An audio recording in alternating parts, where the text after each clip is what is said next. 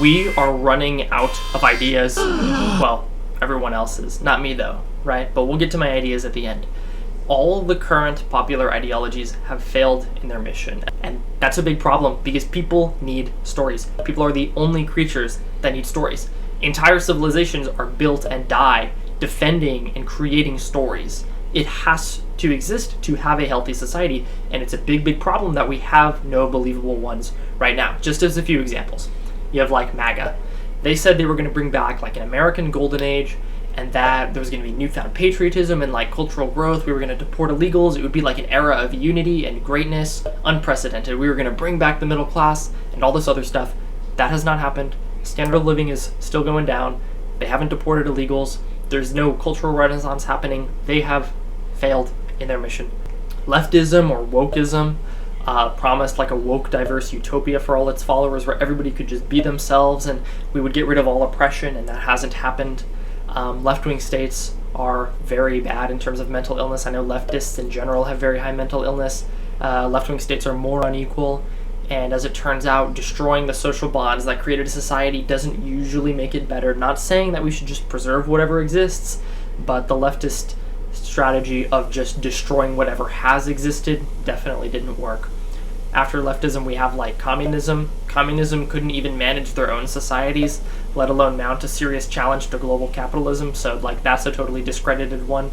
Fascism, you probably don't need me to tell you why fascism didn't work, but it's because it was so brutal and untrustworthy. Everybody knew that when the Germans said that they wanted like German like global conquest and that the Germans were the best race, they meant it, and they would in fact like kill you if given the chance to put more Germans on your land. Made them very untrustworthy, so they failed, and it wouldn't work today either. Just because these stories didn't work doesn't mean people don't need them though. I mean, you still need guidance for your life.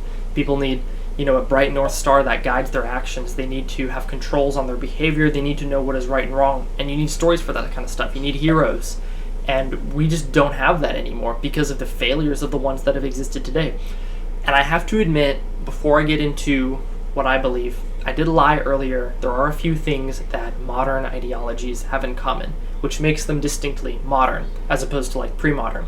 There are 4 things. I have it on a little list. I'll put it on screen.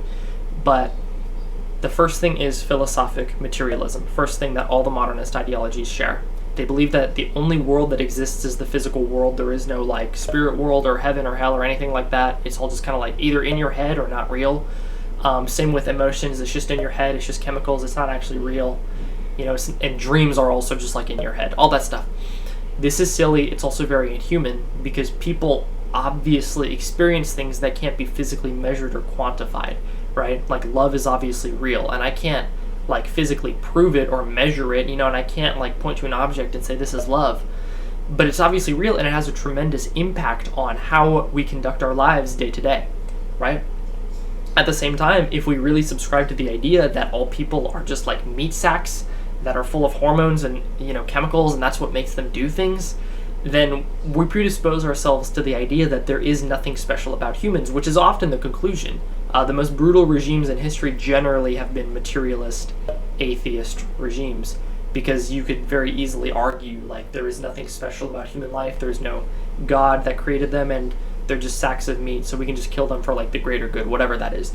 That's not really the point of this video, and I'm not necessarily hating on atheists. Just wanted to get that across, but it leads nicely into our next point. The idea that all people are just a blank slate and you can just teach them whatever you want and they'll just follow it, that's obviously silly. Every serious expert today agrees that about 50% of your qualities are genetic, sometimes more, sometimes a little less, but it's just to say that people are not all nurture. People are born with an inbuilt nature. And this belief that people can just be whatever you want them to be has allowed for the huge growth of bureaucracy that totally controls not just businesses, but your everyday life. You're raised in regulated schools by the government, you go to regulated hospitals, you work a regulated job, probably for a regulated company, and it's a very dehumanizing system because we started with an inhuman idea that all humans are really not humans, they're just kind of whatever we make them, right? That's totally silly. People are born with inbuilt qualities, and that can be bad. Sometimes it can be bad. It's not necessarily evil in and of itself, but it can have bad side effects. People can be born smarter or stronger than other people. They can be better speakers, better leaders, and some people are born like disabled. That's obviously not great, especially for them. But there is a beauty to it because it ensures that every human is unique. And if you believe in the blank slate, I mean, you can't believe this. You can't believe that humans are unique because humans are whatever you want them to be. And that's explicitly the purpose. They don't want you to be unique. They don't want you to have individualism or freedom or to be unique because that makes you harder to control. They want to control you. That's why they say that there is nothing special about humans. That's why they're materialists. That's why they say that like the blank slate is real. They're insisting, against the universe, against all the evidence, that they can make people whatever they want them to be, and they will lie about it. People are unique. It must be accepted. It must be embraced, because this is the truth, and it's a great truth. It protects us from tyranny, and it protects us, regular people. If we are special, then the government has no right to trample on our rights, our desires, and especially they have no right to put theirs above ours, but they don't believe that, so we gotta teach them, one way or another. While we're on the topic, the blank slate also convinces authorities they can bring about a better society if they just force it, basically. If they teach enough people to believe XYZ thing, that will just make the world better. But this is predicated upon another faulty assumption. Our third one, that of progress. The myth of progress, that progress is normal, which it's not. Progress is very, very rare, especially when you're talking about like social systems, which is usually the type of progress our leaders are talking about. Technological progress is pretty normal. It goes on faster or slower at times, but it's generally fairly uninterrupted, especially in European history. Progress is generally rare when it comes to social systems because it's hard to design a new functional social structure, right? It's just a very difficult thing to do. And no matter how much the government wants to, like, say, break down families and replace it with whatever else, right? Or no matter how much they want kids to be raised by the government, that doesn't mean it will work. It's really, really hard to get one that functions. But because they believe that progress is inherent, it's normal, it's expected, they think that just forcing a change will kind of just work, right? It will be inherently progressive. The left in particular has a big issue with this, where they will kind of messianically push their beliefs as progressive because they are new. If you're that person, I'd encourage you to rethink, but I digress. And it really leaves them at a huge disadvantage when dealing with the real world because something new does not make it progressive. While I'm on the topic, I think it's appropriate to mention that there is no right side of history. There is no side that is destined to victory, especially, again, when we're talking about like political and social systems. Economically, it's hard to argue that capitalism had a big advantage going into the 1600s, but socially, there is no guaranteed winner. And so when people say that they're on the right side of history, just ignore them. There's no way you can prove something like that. It's just a silly take, right? As a final point before we move on, governments, broadly speaking, also have an incentive to resist progress, actual change, especially change that would upset their power.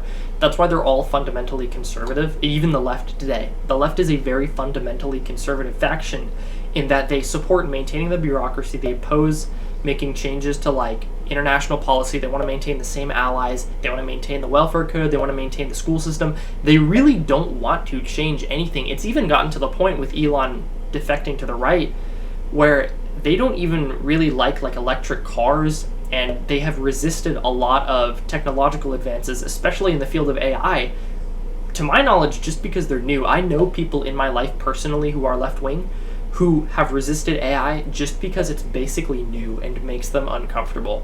The right is conservative in every way except for technology, whereas the left is conservative in every way except for social structure.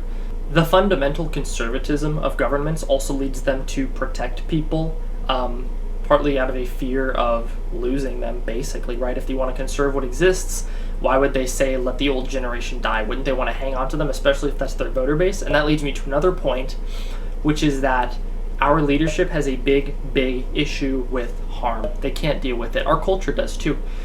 We are so afraid of making sacrifices and letting people get hurt that we cannot take risks. We cannot progress. You have to endure pain to progress, right? Like, think about the hardest thing you ever did, right? Or the biggest accomplishment you ever made. You had to suffer to achieve that. Yet for some reason, we think that we can progress society without taking any risks or without having any pushback at all, right? Brings me into another really great point. The fear of harm has forced our government, because the culture expects it, to take care of millions and millions of old people through Social Security, which has now become a system of serfdom, effectively, for the young and for the lower class. our fear of taking risks, of making a value judgment and saying the future is more important than the past, prevented us from making any decision at all. And now we have a de facto serf system where you and I work to keep old unemployed people alive even though they have more money than us. But that's besides the point. There is a social security dissertation incoming, believe me. Don't fear. I will get all my arguments together and I'm going to make a great argument against social security, but we'll get there another time. If we are serious about helping out our country, we have to be ready to make sacrifices to benefit the future. That's what you do when you're a person. You sacrifice the present for the future.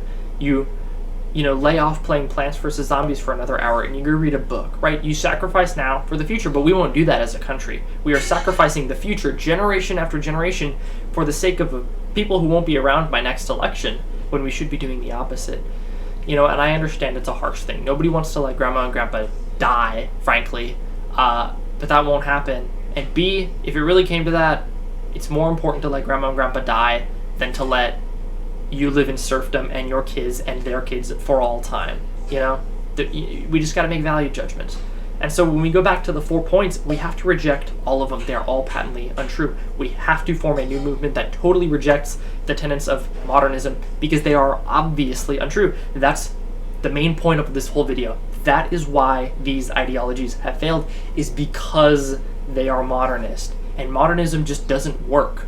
It is a bad system, and it believes things about human nature and about society that are fundamentally untrue. We have to cast it off. There's more to life than the material world. That's number one.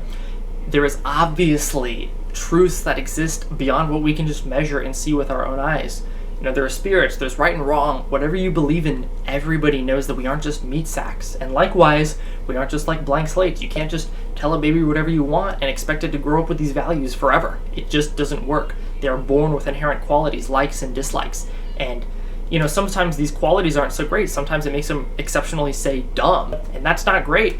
But this is a truth that has to be embraced. We have to play into people's strengths and weaknesses. We can't just seek to engineer all of them to be cogs in our machine, because they're not cogs, and society isn't a machine. Society is an organic mass, and all the people are also creatures, and just like the people who live in it, the society can grow and get old and die and be sick, which brings me to the next point, that progress is not natural or guaranteed. Progress sometimes happens more, sometimes less. Sometimes societies are really sick and they regress. That's bad stuff. But it's true, and it has to be acknowledged. If we are serious, we have to realize that all the gains we've made, however great they are, can be lost. We have to be ready to defend them, us, the people, because we know our leaders don't care, right? They let pedos rule over us. And lastly, this idea that protecting people and preventing harm is the greatest good has to be done away with. It just precludes us from making real judgments, because we think, well, we can't hurt XYZ group. Now, I understand it's bad to actively oppress people. That's bad. But we also can't do things based off how much they prevent harm. Sometimes harm is just part of life, and sometimes it's a good thing. It helps you grow. And I'm not saying we should harm people on purpose, just an acknowledgement that you cannot grow and you definitely can't be great if you never experience challenges.